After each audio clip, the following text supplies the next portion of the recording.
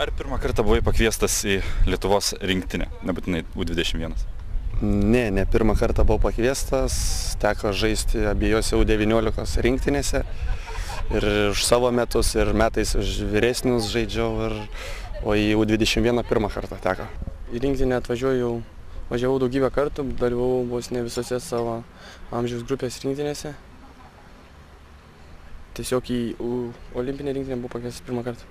Šiaip buvau dar jaunesnis, kažkada rinktiniai pakviestas, o dabar į olimpinę pirmą kartą. Ir kokie įspūdžiai iš stovyklos? Šiaip tai viskas gerai, patiko komanda visa komanda, treneris labai geras, trenerių brigada.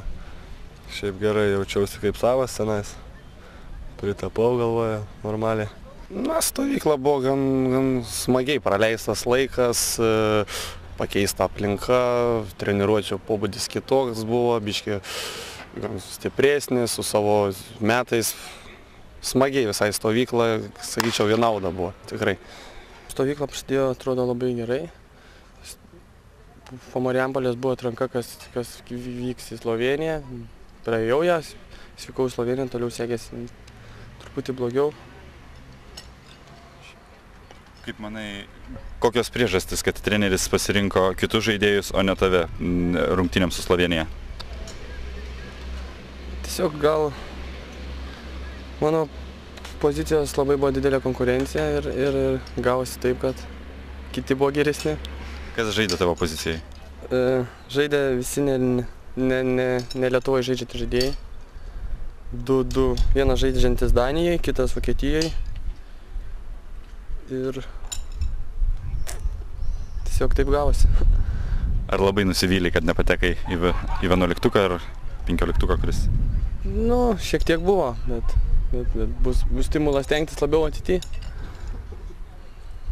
Džiaugiuosi, kad teko išvažiuoti nors. Reikėjo dėl vietos kautis.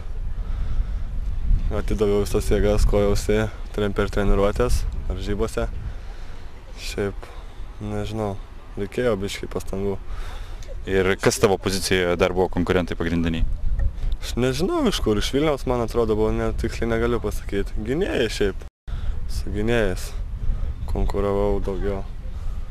Stovyklos pradžioje Marijampolėje buvom 3 vartininkai ir žinojom, kad važiuos tik tai 2. Tai teko biškį taip susijimti, kad papulti tą dvejetuką. Ir kas nevyko ir kas vyko į rinktinę? Važiavom kartu su Šilutės vartininku Verteliu, o nevyko Kėdainių Nevėžio vartininkas Strukas. Kaip rungtynės Slovėnijoje? Žaidėjai visas rungtynes, ar buvo sunku žaisti su slovėnais? Įspūdžiai tavo? Įspūdžiai gan geri. Pirmą kėlinį galiu pasakyti, turėjom 2-0 mažiausiai laimėti. Šiaip sunku labai nebuvo gal. Jie progų pirmą iš viso kėlinį nesusikūrė. Antrą mes pradėjom pulti daugiau, atsivėrėm gal. 2 kartus priėjau prie vartų, 2 kartus įmušė. O mums nepasisekė įmušti ir viskas. Pralaimėjau. Slovėnijoj būtų kaip ir viskas normaliai, bet tik tiek, kad būtų dar geriau, jei būtų pergalė pasiekta, kurią buvo tikrai įmanoma pasiekti, bet... Ko pritrūko tada? Tų meistriškumų. Nedaug buvo meistriškumų pas juos, bet čiučiu daugiau nei pas mūsų. Išnaudojot progų? Buvo gan realus šansas laimėti, buvo daug sukurta progų ir 3 kartus 1-1 buvo išeita, bet nesugebėjom įmušti ir taisyklė nerašyta, neįmuši tu įmuša tau. Pralaimėjot Slovėnijai 1-2, praleidai 2 įvarčius, ar jautiesi dėl kažkurio kaltas? Kaip pirmas nesmagus įvartis, toks kaip ir kuriozinis, toks... gan nesmagus tas pirmas, nebūtų to pirmo, būtų viskas normaliai. Šiaip kaltas nesijaučiu, kom galėjau, tom padėjau komandai ten, kad jausčiaus kaltę, tai tikrai nejaučiu. Ar tikėsi būti Lietuvos nacionalinės rinktinės vartininku? Kodėlgi ne, tai kam žaisti tada futbolą, tai tikiuosi kuo artimiausiu metu čia, tai viskas įmanoma, ko čia nėra įmanoma. Tikiuosi dar olimpiniai pasirodyti, bent jau su danais dar sulošti, nebent. Ir toliau, aišku, tęs dar, kol galėsiu. Ir šiaip būtų smagu ir vyrų pasirodyti kažkada, jeigu leis galimybės. Visų jaunų žaidėjų toks tikslas, kuo toliau siekti. Pateksim.